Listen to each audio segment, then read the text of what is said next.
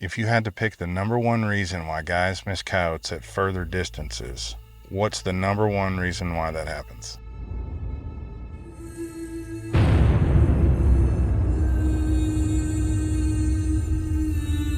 They know the range is beyond 200 yards and they're guessing where they need to hold.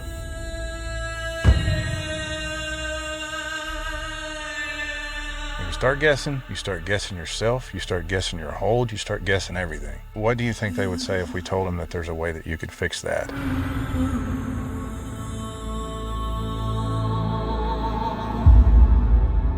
I'd imagine most of them would say, show me.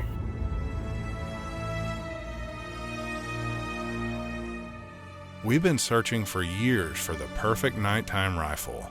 And the more we looked, the more we realized it's less about the rifle itself and more about the way you set it up.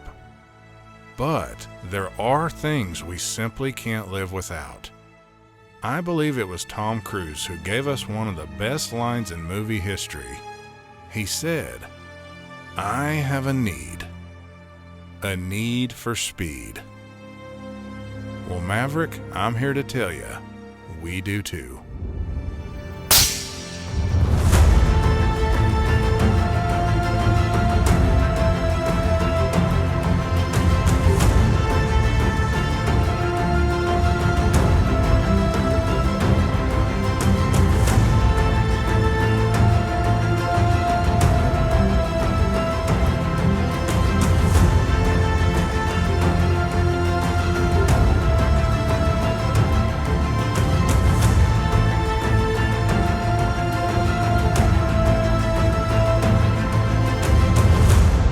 John would say, Foxborough, he'd say, yeah, some Kentucky windage on that one there.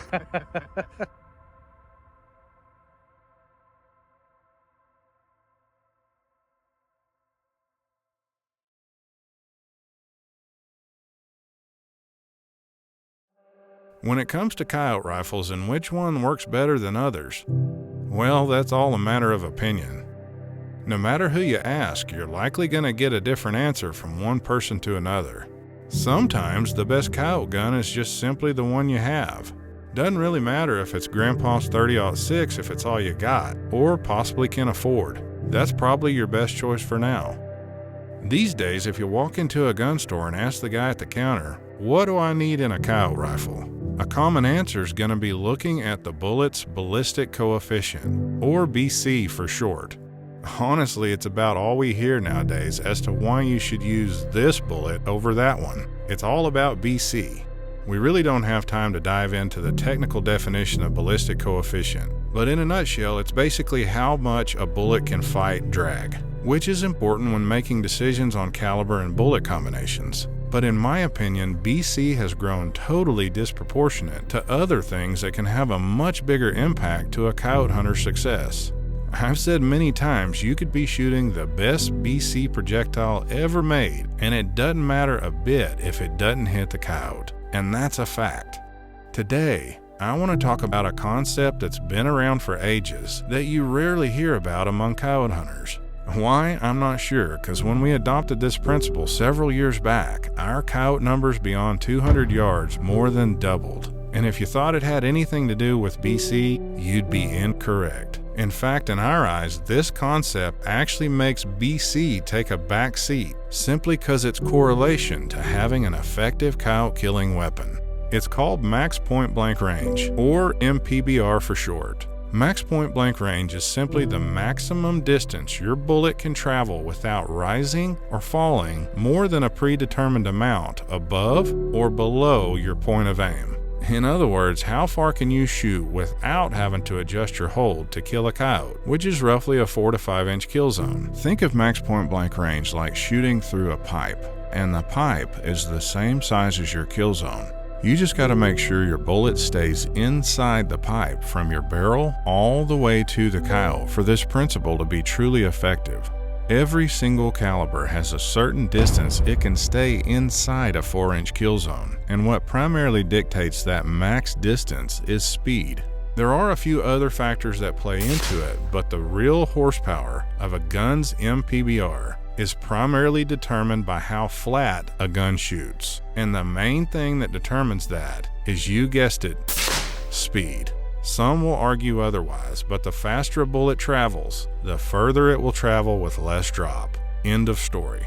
And the flatter it shoots, the further you can shoot without having to correct. It extends that distance where you start having to make adjustments. I call setting up for MPBR dummy-proofing a rifle, because it takes the guesswork out of it as long as you know a coyote is within a certain distance. You just got to know that distance. Just put the crosshairs on them and pull the stinking trigger. Essentially what we want to show you guys today is how setting up for MPBR can be a huge advantage for a coyote hunter, but there are certain steps you have to go through first to get it right.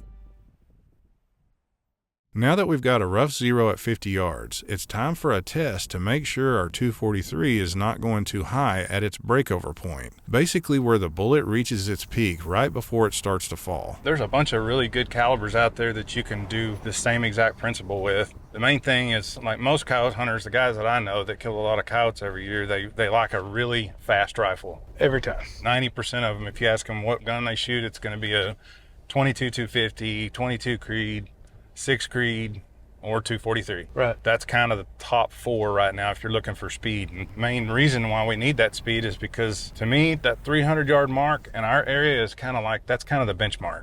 That makes sense. It does. I want to be able to put my crosshairs on a coyote from the end of my barrel to 300 yards without any compensation and pull the trigger. So at least you can know once a coyote gets within that zone, under that 300 mark, it basically completely takes all the guesswork out of it. Yeah, for sure. A lot of times in the daytime, I'll range a tree or a fence post or something that way I have a known range when Right. coyote pops out. It's kind of surprising to me that I haven't heard anything much about max point blank range from many coyote hunters. It's usually they just 0 to 100 yards and they call it good. Right. The difference with this is you're taking full advantage of the flatness capabilities of a rifle.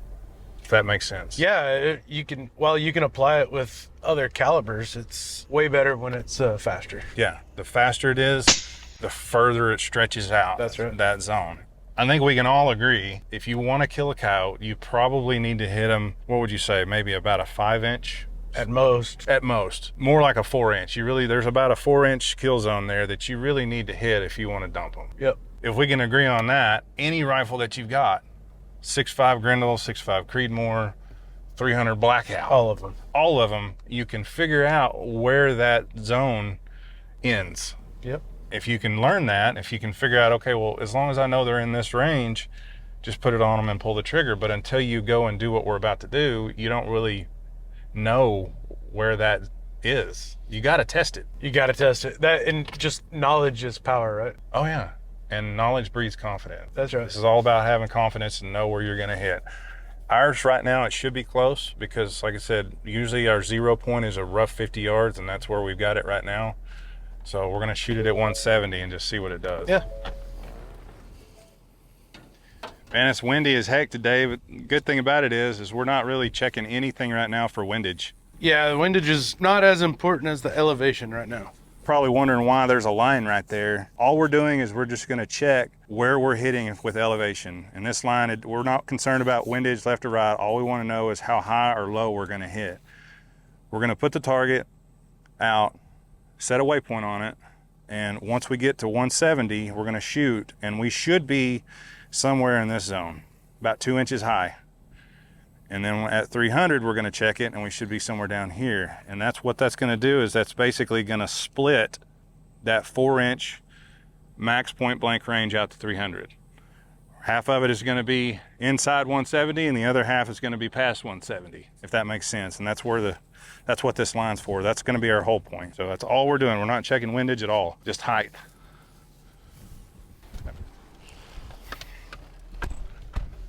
I think once guys figure out that to really maximize the potential and get the absolute best range to stay within that 4-inch window, they really need speed. Can't not do it without speed. You can't. Not to 300 yards. No, you can do it to 200, 250.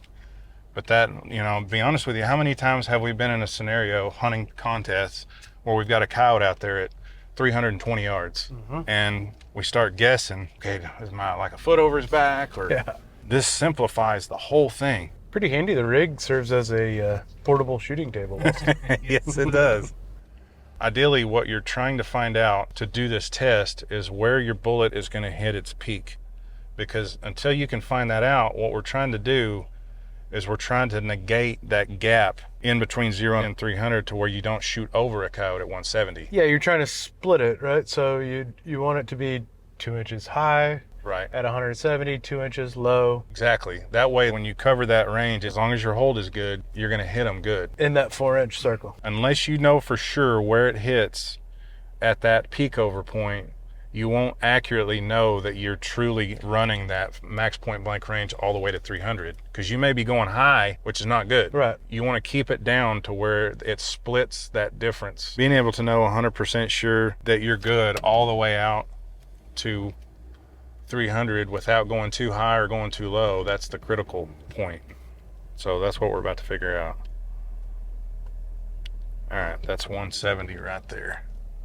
The important thing for guys is just, if they're gonna set your rifle up this way, you have to take the time to make sure that it's not gonna be too high when you get to that breakover point. If it's too high, you gotta come down. And it doesn't matter where your 0 point was at 50. Good? Send it. All right, let's go see where that hit. Hopefully this hits about 2 inches high. Did you feel steady on the shot? Yeah, it's blowing like a freaking hurricane. But Yeah.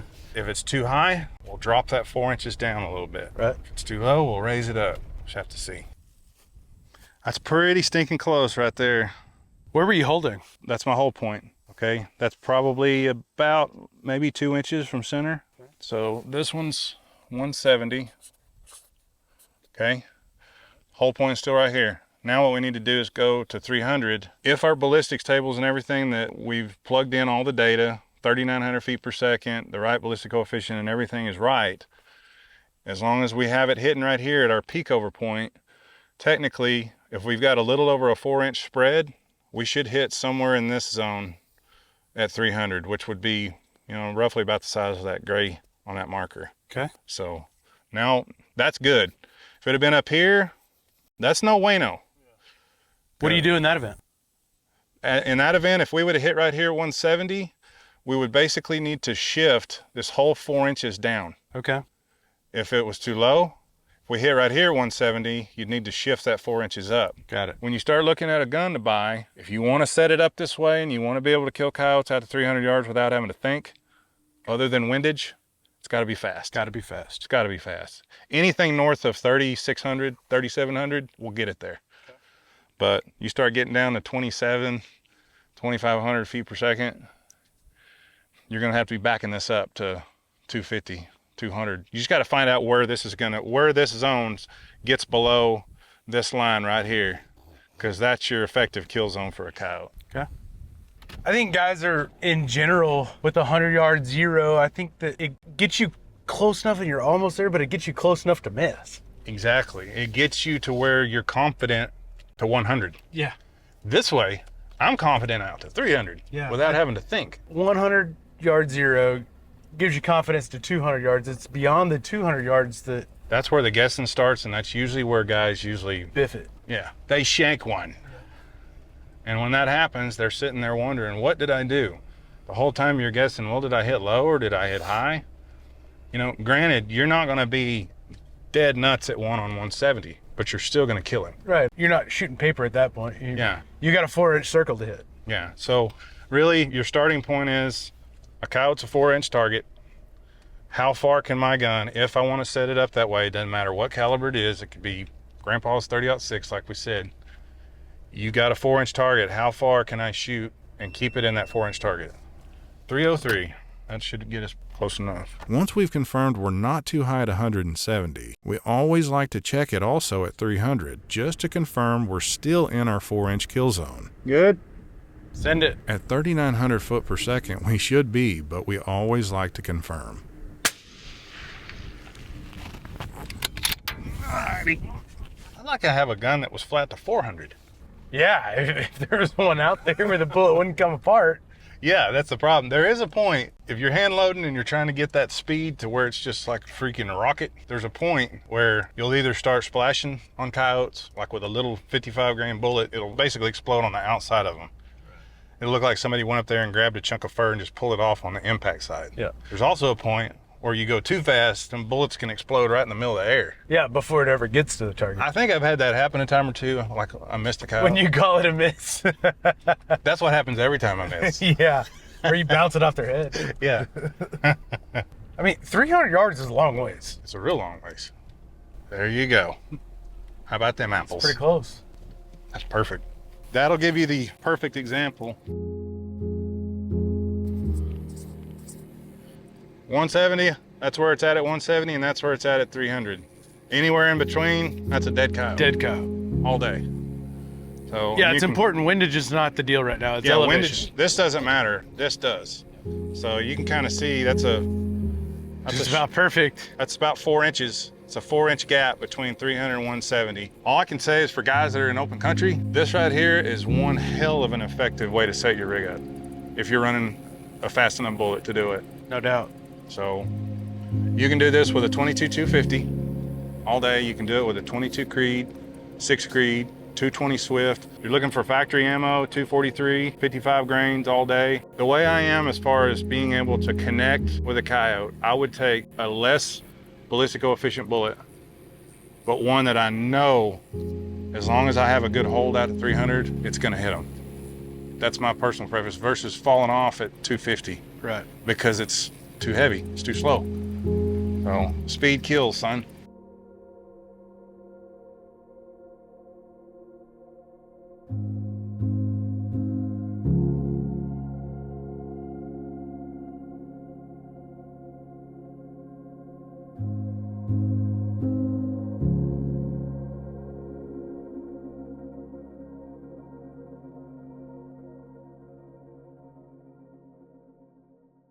This segment of Night Crew is brought to you by Wicked Hunting Lights. If it ain't wicked, it ain't worth it.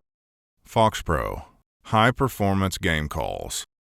Ultimate Night Vision, the source for thermal and night vision. Custom Reloads of Dallas, your #1 source for custom ammo. iRay USA, high performance thermal optics. Recon, rugged and ready. And by Knockpicks, see through the darkness. I think a lot of coyote hunters are way too concerned about shooting a heavier, higher ballistic coefficient bullet when they really need the exact opposite, a lighter, faster, and ultimately flatter shooting bullet to actually help them kill more coyotes. The reality is, when it pertains to connecting with coyotes inside 300 yards, in the heat of the moment when you often don't have time to think or especially do math, speed is king, because that's what makes it flat. And the flatter it is, the further you can shoot without having to correct, aka not having to think. Just point and shoot. And that concept, even for an experienced shooter, will kill more coyotes in a year's time than BC ever will. You can quote me for saying that, and thank me later. I feel like if people ever really figured out that they can set their rifles up this way, it makes the process from having to really think, okay, where do I need to hold, to just completely simplifying everything. Yeah, simplifying and being able to just point and hold, shoot, not having to dial or guess where the impact is going to be. It makes all the difference in the world because things are happening fast. It's taken me 20 years to figure out this whole concept, which it's been around for years. It's not like it's anything new, but I've never seen anybody that does any kind of predator hunting, especially on an outdoor programming level, ever utilize it or show people how you can actually run your rigs to where they can truly benefit from it. And that's what I want people to be able to do. I want them to be able to actually connect with more coyotes, put more coyotes in the back of their truck. And if you want to simplify it, and like I call it, dummy proof your rifle, there's no better way than to do just what we're doing right here.